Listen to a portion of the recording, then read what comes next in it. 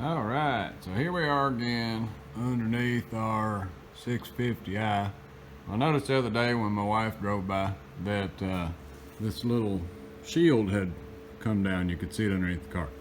So I thought I'd make a quick video. It's probably not even video worthy to post, but I figured somebody might find it interesting for a cheap fix for this, because you could search around and try to find this whole guard.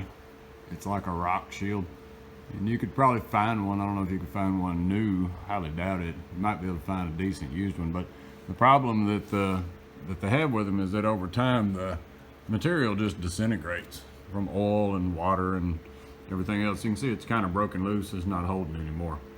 So what we need to do is make a little quick fix. So just for next to nothing, I'll show you how to fix this so it'll stay up, and then also stay up a whole lot longer versus having to rebuy one of these. For just a few dollars, you can make something that'll hold this up.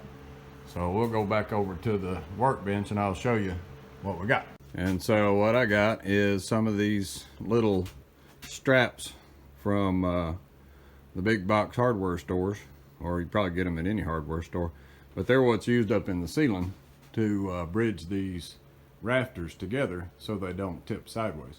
And I didn't use them up in my rafters because they're so short. But on the other side I used wood, and you can see the wood X's up there. That's what those little metal things are for. So they're really cheap. They're not even hardly anything to buy 2 or 3 of those at the store. But that's normally what they're used for. So they're like rafter ties or something like that. So all you need is a couple rafter ties like this right here.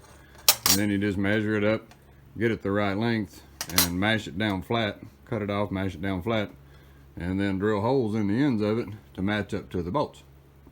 And so we're just going to bridge across between the little screws that hold the felt material up that are connected to the aluminum, because it'll give a little bit more support, and basically just strap them up. So I got the car on the lift, but you don't even need a lift for this. You just got to be able to get up underneath it. And while we're at it, we'll have a look-see under the bottom of the car and see if everything else looks pretty good. So I'll get the camera set up and then show you how to real quick fix this so it won't ever happen again. All right, so we're all set up under the car to do this real quick fix. So we got our 8mm and our 2 little plates, and then for the third one that goes in the back here, I just mashed it flat and drilled some holes that match up to the screws. So what we're gonna do is put this thing on here real quick. So all you gotta do is take the current screws loose, because they're still held with the aluminum. And they got a pretty good grip, so we'll just reuse them. So what we wanna do is get our little plate and put it back up in there.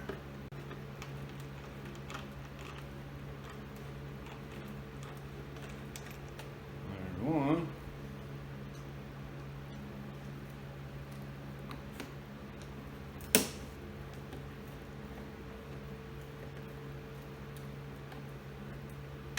And there's the other.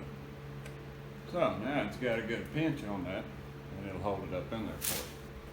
And the shape of it should be pretty good because it gives it a little more surface area. So we'll do this one. You can see the material's gone. Yeah. The material there is just disintegrating. So there's really no way for it to hold anything anymore. The other side was still barely holding. And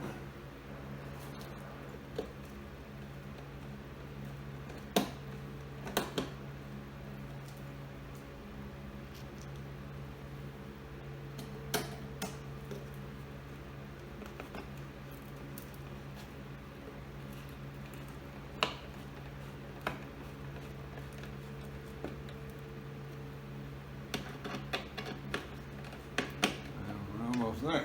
So see, now it's held up there, and it's going to protect our transmission again.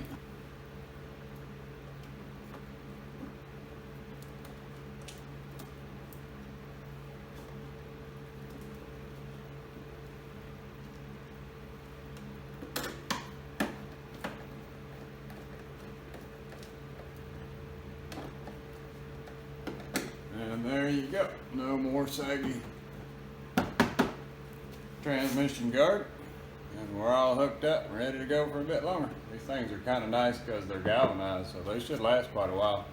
Not as long as the aluminum's would have lasted, but they will last quite a while. And we can always come back and look at this in a couple of years if we see that they've started to oxidize. Well, there you go. Quick and simple, maybe not even video worthy, but it's a good fix if you have an issue like that for just a couple bucks. Thanks for watching.